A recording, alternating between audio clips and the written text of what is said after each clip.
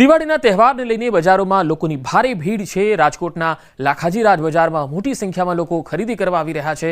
લોકો કપડાં ચંપલથી લઈને ઘરના ડેકોરેશનની વસ્તુઓ પણ ખરીદી રહ્યા છે। લાખાજી રાજ બજાર રાજકોટમાં પ્રખ્યાત છે। લોકો દૂર દૂરથી આ બજારમાં ખરીદી કરવા આવતા હોય છે। લોકોમાં એક અનેરો આનંદ અને ઉત્સાહનું વાતાવરણ પણ જોવા મળતું હોય છે। उत्साह કંઈક અલગ હોય। અહીંયા જોઈને ઉત્સાહ ને ઉમંગનો છે। અહીંયા શોપિંગ કરવા આવ્યા છીએ અમે। કપડા ને એવું બધું લેવાનું છે। ખુશી છે ભાઈ, બહુ આનંદ છે।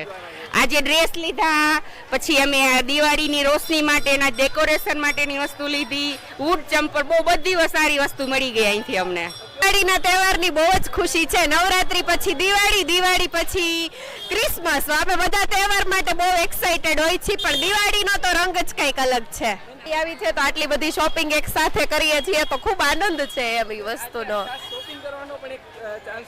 હા હા, અને હું તો ગામડેથી આવી છું સ્પેશિયલી શોપિંગ કરવા માટે।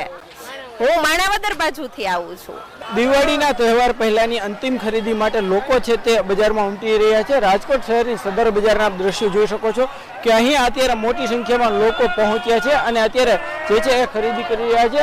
રાજકોટ શહેરની સદર બજાર છે જ્યાં જે છે એ કપડાં સહિતની અલગ અલગ વસ્તુઓ મળતી હોય છે। અહીંયા લોકો છે તે મોટી સંખ્યામાં પહોંચ્યા છે અને ખરીદી કરી રહ્યા છે।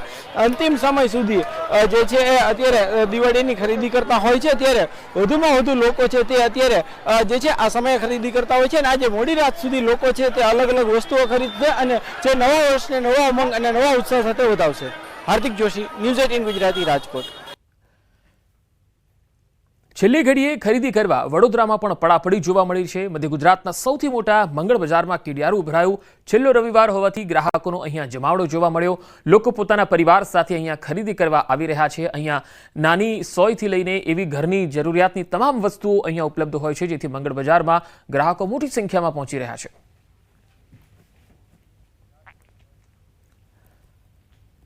રાજકોટના રેસકોર્સ માધવરાવ સિંધિયા ગ્રાઉન્ડ ખાતે દિવાળી પર્વની ભાવભેર ઉજવણી થઈ।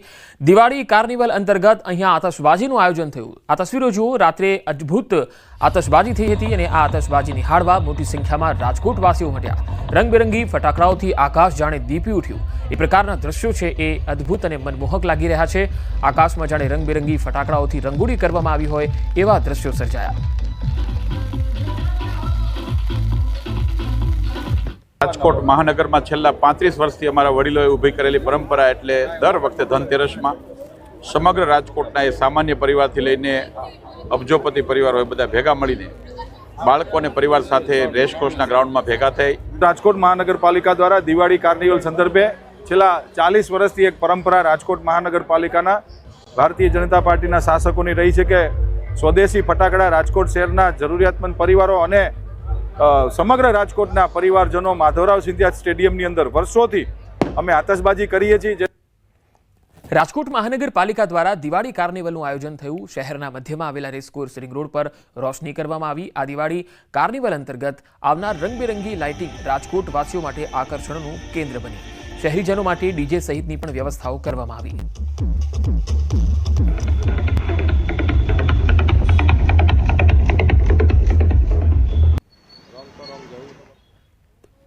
તો દિવાળી નિમિત્તે રોશનીથી ઝળહળી ઉઠ્યું અમદાવાદ શહેર। આ તસવીર અમદાવાદ શહેરથી આવી રહી છે। એએમસી દ્વારા રિવરફ્રન્ટ, સાબરમતી નદી પરના બ્રિજ સહિત શહેરના તમામ ઓવરબ્રિજ, અંડરબ્રિજ, 4 રસ્તા અને તમામ દરવાજા પર રંગબેરંગી લાઇટિંગથી સજાવી દેવામાં આવ્યું। કેટલાક સરકારી, અર્ધ સરકારી અને ખાનગી ઇમારતોને પણ રોશનીથી શણગારવામાં આવી। હેરિટેજ સ્થાપત્યોની સાથે મંદિરોને પણ સુંદર રીતે સજાવવામાં આવ્યા। प्रकाश पर्व दिवाળી ने लઈને અમદાવાદ શહેરને દુલ્હનની જેમ સજાવવામાં આવ્યું છે। આપ જે દ્રશ્યો જોઈ રહ્યા છો તે સિંધુ ભવન રોડના છે। સિંધુ ભવન રોડ ઉપર પણ ખાસ કરીને જે પ્રકારે લાઇટિંગ કરવામાં આવી છે તેને કારણે લોકો અહીંથી જ્યારે પસાર થાય ત્યારે એક અલગ જ અનુભવ થાય છે। જો કે ગયા વર્ષે ટ્રાફિક થઈ જવાને કારણે અહીં જે પ્રકારે લાઇટિંગ કરવામાં આવી હતી તે પ્રકારે લાઇટિંગ નથી કરી, પરંતુ ખાસ કરીને ન માત્ર અહીં સિંધુ ભવન રોડ પરંતુ અમદાવાદ શહેરના સાબરમતી નદી પર આવેલા સાતે પુલ સાથે ખાસ કરીને અનેક જગ્યાઓ ઉપર લાઇટિંગ કરવામાં આવ્યું છે. ઐતિહાસિક તમામ જે જગ્યાઓ છે તેમાં પણ ખાસ કરીને ઐતિહાસિક દરવાજાઓ છે, હેરિટેજ ઇમારતો છે, તો તમામ જગ્યાઓ પર રોશનીથી ખાસ કરીને શણગાર કરવામાં આવ્યો છે. એવું લાગી રહ્યું છે કે અમદાવાદ જાણે કે દુલ્હનની જેમ સજાવવામાં આવ્યું હોય. સાબરમતી નદીના સાતે પુલો, 45 ઝોનમાં આવેલા 3 થી તેથી વધારે રસ્તાઓ છે, તેના ચોક, ઐતિહાસિક દરવાજાઓ, મુખ્ય ઇમારતો તમામને રોશનીથી શણગારવામાં આવ્યા છે, જેની પાછળ આશરે કહી શકાય કે અમદાવાદ મહાનગરપાલિકા દ્વારા 3 કરોડની આસપાસ ખર્ચ પણ કરવામાં આવ્યો છે. કેમેરા પર્સન શૈનિક મહેતા સાથે દીપિકા કુમાર, ન્યૂઝ 18 ગુજરાતી, અમદાવાદ. અમદાવાદમાં દિવાળીની છેલ્લી ઘડીની ખરીદી લાલ દરવાજા બજારમાં લોકોની ભારે ભીડ જોવા મળી. અહીંયા છેલ્લી ઘડીની ખરીદી માટે લોકોનો ધસારો જોવા મળ્યો. જોકે લાલ દરવાજા આમ પણ દિવાળીના સમયથી જ અહીંયા ભરચક જોવા મળ્યું છે અને આજે રવિવાર છે ત્યારે છેલ્લી ઘડીની જે ખરીદી છે એ જોવા મળી રહી છે. જોકે આપણે છેલ્લા અઠવાડિયાથી જોઈ રહ્યા છીએ કે લાલ દરવાજા વિસ્તારમાં મોટી સંખ્યામાં અમદાવાદ અને અમદાવાદ બહારથી પણ ગ્રાહકો આવતા હોય છે, મોટી સંખ્યામાં ખરીદી કરવા આવતા હોય છે. પ્રમાણમાં અહીંયા વસ્તુઓ સસ્તી મળતી હોય છે એ ઉદ્દેશ્યથી પણ ઘણા લોકો દિવાળીએ અહીંયા ખાસ ખરીદી કરવા આવે છે. દિવાળીના પર્વને લઈને અંતિમ ઘડીની ખરીદી માટે બજારોમાં લોકોની ભીડ ઉમટી પડી છે. આપ દ્રશ્ય જોઈ રહ્યા છો, લાલ દરવાજા ખાતેના દ્રશ્યો છે.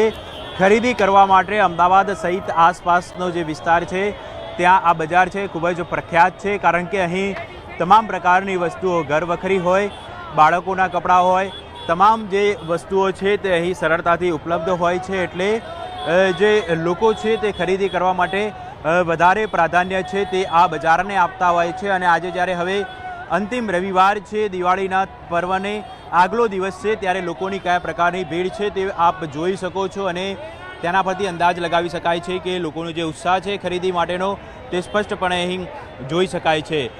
મહત્ત્વની બાબત તો એ છે કે કોઈપણ પ્રકારની અગવડતા ન રહે, ટ્રાફિક તેમજ કાયદો અને વ્યવસ્થાની પરિસ્થિતિને ધ્યાનમાં રાખીને અહીં રાઉન્ડ ધ ક્લોક પોલીસ દ્વારા પેટ્રોલિંગ કરવામાં આવી રહ્યું છે. ઉપરાંત પોલીસ કાફલો પણ અહીં તૈનાત કરવામાં આવ્યો છે, જેથી કરીને કોઈપણ પ્રકારનો અનિચ્છનીય બનાવ ન બને તેની તકેદારીના ભાગરૂપે પોલીસ અહીં તૈનાત કરવામાં આવી છે.